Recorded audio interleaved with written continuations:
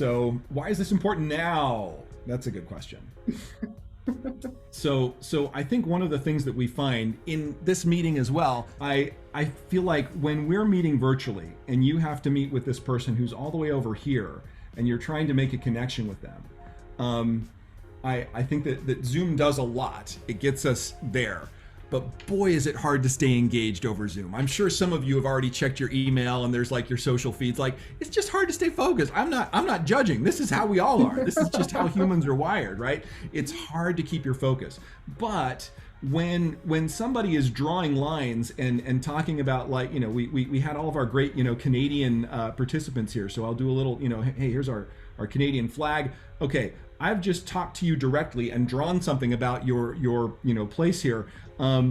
I think that we're, as we start to sort of see somebody drawing lines, it brings engagement back, right? That there's sort of a natural connection to our hands. And so in this hybrid virtual world where it's so important that we're able to collaborate, and yet collaboration and culture is really hard to translate, I feel like drawing is one of those things that kind of just brings us back to earth, right? Sort of, our shoes are on the ground and we kind of know, like, hey, we're grounded. We can see somebody drawing and it feels a little more organic, right? That as you see somebody drawing in real time, you're like, oh, that kind of feels natural to me. And even though I'm using digital tools, it kind of brings us a little closer together. Yeah. So anyway, like I think that there are lots of other reasons we can get into why now it's particularly important. But I just think living in a hybrid world, to kind of summarize my ramble,